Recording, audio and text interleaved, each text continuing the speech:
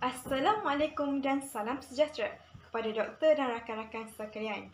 Nama saya Cik Syazwani binti Cik Mat, nombor metrik 270767, selaku pengarah program daripada kumpulan 1. Bersyukur kita kehadrat ilahi kerana dengan limpah dan rahmat dan izinnya masih memberi peluang dan ruang kepada saya dan ahli jawatankuasa yang lain dalam membuat perancangan persediaan untuk melaksanakan kempen Bahasa Merdeka bagi tahun hadapan. Tajuk bagi kempen ini, kami telah bersepakat memilih tajuk Bahasa Melayu ditelan zaman fakta otak-otak. Berdasarkan tajuk dan pilihan tema ini adalah untuk kami melaksanakan kempen berkaitan Bahasa Merdeka. Dengan adanya kempen ini, dapat mengetahui sejauh mana kesedaran dan kefahaman generasi muda hari ini dalam menghargai bahasa kebangsaan. Selaras dengan itu, kami telah mensasarkan beberapa objektif untuk dicapai menerusi kempen yang akan dilaksanakan ini. Yang pertama, sebagai pendekatan kepada generasi muda untuk lebih memahami keistimewaan bahasa Melayu. Yang kedua, dapat menimbulkan rasa cinta terhadap bahasa kebangsaan yang telah lama kita jadikan bahasa rasmi negara. Yang ketiga, agar kita dapat memertabatkan kembali penggunaan bahasa Melayu dalam kalangan generasi muda hari ini. Dengan itu, saya mengambil kesempatan untuk mengucapkan syabas dan tahniah kepada Jawatankuasa Kerja yang bekerjasama dalam merancang membuat persediaan bagi pelaksanaan kempen Bahasa Merdeka pada tahun hadapan bersempena menyambut Bulan Kemerdekaan.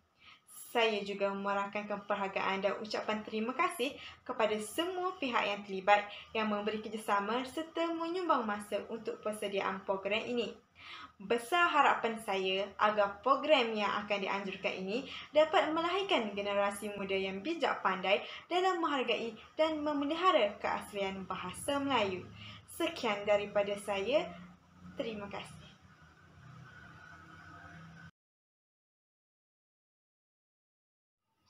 Kempen merupakan satu kaedah komunikasi popular dan meluas digunakan untuk menjangkau khalayak sasaran, terutamanya generasi muda pada masa kini.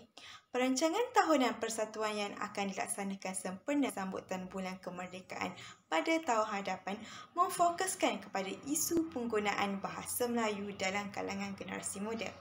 Media massa juga merupakan satu media yang secara khususnya menjadi sumber rujukan serta bahan bacaan. Namun begitu, kebanyakan generasi muda menyalahgunakan kemudahan yang ada ini sehingga mengabaikan bahasa ibunda. Justru itu, kempen ini adalah bertujuan untuk memertabatkan kembali bahasa Melayu yang semakin terpinggir. Oleh itu, penggunaan bahasa Melayu ini harus diberi pendedahan yang sewajarnya. Untuk pengetahuan semua, program ini adalah anjuran Persatuan Linguistik Malaysia yang akan dirasmikan oleh Haji Rozaini bin Ahmad, iaitu Ketua Pengarah JPN Kedah. Program ini dilaksanakan pada 22 Ogos 2022 bersamaan Hari Ahad yang akan bermula seawal jam 10 pagi sehingga jam 5 petang. Jika peserta mempunyai sebarang soalan, boleh hubungi nombor yang tertera di poster iaitu Mira dan Aisyah. Jangan lupa untuk klik butang suka, komen dan kongsi kepada rakan-rakan mengenai info program yang akan kami muat naik di Facebook Persatuan Linguistik UUM dan Instagram PLN UUM. Assalamualaikum dan salam sejahtera. Nama saya Tuan Aisyah binti Zaini akan membentangkan poster mengenai kempen Bahasaku Merdeka. Apa yang dapat lihat dalam kempen ini, kami akan membincangkan mengenai bahasa Melayu di telan zaman fakta ataupun auta. Peserta yang mengikuti kempen ini akan berasa seronok kerana terisi dengan pelbagai aktiviti dan juga hadiah yang menarik. Sebagai contoh, kami akan membuka sesi Q&A kepada peserta mengenai apa yang anda kurang faham mengenai apa yang dibincangkan dalam kempen ini.